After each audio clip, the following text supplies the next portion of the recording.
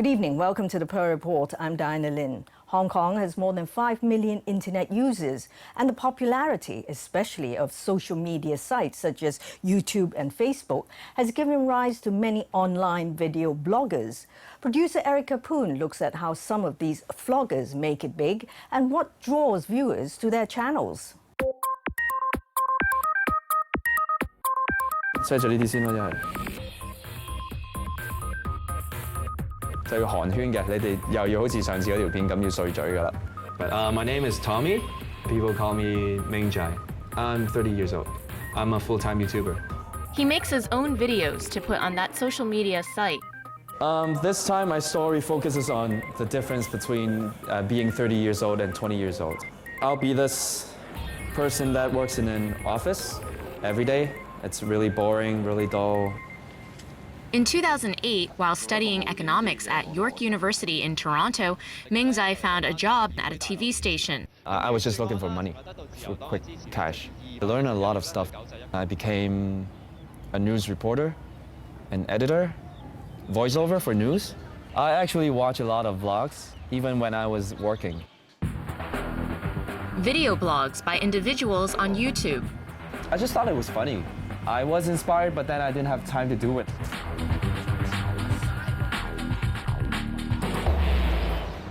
In March 2010, Ming Jai lost his job after the station had a massive layoff. I had as much time as I want, right? So he made a video and posted it on YouTube. 你有冇發覺咧？我哋呢一個年代嘅中國人，後生嗰一輩嘅男性，好自戀嘅。A lot of my friends are like that. They take like at least half an hour to do their hair every morning. That has been on my mind for quite a while, and then I don't really get those hairstyles. I never meant to offend anyone. It's just my point of view towards something. I got around 100 views before I went to bed. When I woke up, my friend called me. Oh, she said, did you post a video online? It has like 200,000 views now. I was in shock. Is that a YouTube bug or something? Well, there are actually comments there, so it's real. Mostly positive. They liked the video, they thought it was entertaining and new, but it's actually not that original because I kind of took reference from other YouTubers. There were some people leaving hateful comments. It's only 3%. I listen to constructive, negative comments, but I don't really pay attention to stuff like you're ugly, you're retarded. Those people coming from? Data from YouTube showed 95% of comments came from Hong Kong. The main drive is through the Hong Kong Golden, one of the most popular forum in Hong Kong. Someone saw the video and they wrote a post. We saw some traffic coming from Facebook as well. 今日係一個特別嘅日子，好特別。 It's a funny thing that I did my video in Toronto and then it became a big hit in Hong Kong.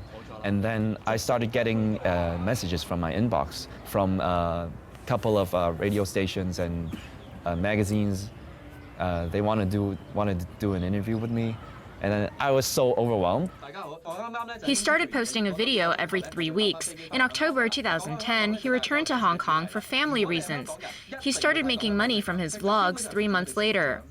A lot of successful cases, they make videos on YouTube because they actually make a name out of it and people start looking for them to be ambassador. 明仔可以話係去到邊寫到邊，隨身總會帶住部 tablet 去唔同嘅。 The first 2 years, Ming Zai made vlogs for ad agency clients doing digital marketing. Let's say there's a product they want to sell, so they want to integrate that into my video. I would tell them that I have to maintain like 80% to 20% ratio of entertaining element to commercial element. Ming Zai says his fans' favorite is freestyle. Freestyles means I usually just think of a topic and then talk in front of the camera by myself. They like things that are aggressive, especially like adultery stuff. A lot of swearing, a lot of drama, and also politics maybe, controversial stuff. But then I kind of find my passion in acting. 3 out of 4 videos are skits or maybe short films, and maybe 1 out of 4 are freestyles. Ming Zai says about 80% of his skits and short films and 10% of his freestyles incorporate branded content. He posts videos once every 6 weeks, getting up to hundreds of thousands of hits. From 17 to 25, that is his main age group. Actually, more male. The topics really hit what they're interested in. Kenneth says the time a video is posted can also help to draw more viewers. Nowadays, a lot of teenagers actually using their mobile. Nighttime definitely is a good time to post video. People tend to use more during Wednesday onwards. They start getting relaxed during the midweeks, but the weekends people probably go out with friends, and so they tend less to use mobile. Kenneth says while many viewers watch only less than a minute of any 3-minute commercial online from Mingzai's vlogs, Most people watch it from the beginning to the end. It's only when he show up the credits or like kind of logos of his video, and then people start jumping up. Mingzai won't disclose how much he earns. Besides making videos, I do movie acting. I do sometimes TVC. I do shootings for MTV. You never know who is watching your video. And it happens to be a movie director. That's why I got a movie opportunity, right? Surprise! Mingzai is planning to hire full-time staff. I actually want a shooting team. They would stay with me whenever I need them. Short film usually requires around 2 to 3 cameras for my productions. So I had to outsource. My future goal is to become a movie director or maybe a producer.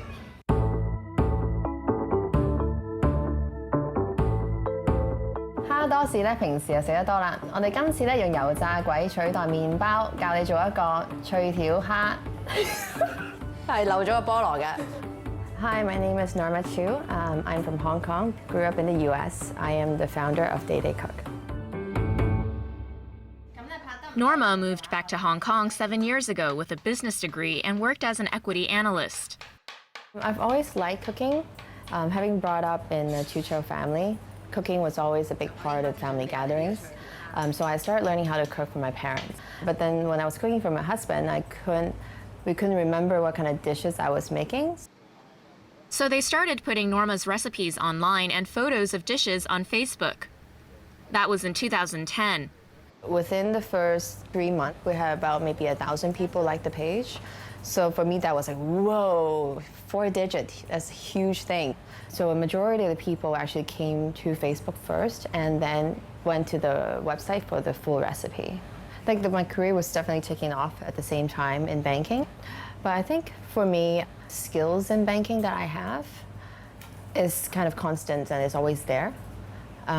Where when the opportunity I saw in creating Day Day Cook was at that moment. In late 2012, she started a YouTube channel. She now shares up to 8 videos a week, getting about 180,000 hits a month. A majority of it's in Hong Kong, more than 80%. We actually attract a lot of overseas Chinese as well. 82% or more is actually female users. Hi, Norma. To make money, she works with a firm that matches advertisers with publishers. Day Day Cook tends to reach people who are working professionals between the ages of 25 to 45. So there are lots of brands who want to reach that particular audience, and so those also become a target advertiser base for us. Since we started working with Norma and the team, we've dealt with at least 50 to 60 clients, and this is slightly under a year. Some like to keep it simple, so they may just buy a banner, run it on for 2 weeks. Some clients like a product placement. For example, we recently did a campaign with a company that produces deep fryers. So Norma was going to cook recipes about deep frying and introduce that brand as part of the recipe. 加埋少少芝麻做裝飾，咁就完成我哋今次呢一個菠蘿脆條蝦啦，就係咁簡單。你都返屋企試下啦。Norma says about 20% of her videos include branded content. She now has 12 on her team.